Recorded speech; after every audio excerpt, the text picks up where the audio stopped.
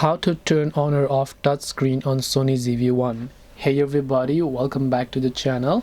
In this video I will guide you on how you can turn on or turn off touchscreen on Sony ZV-1, so make sure to watch the video till the end.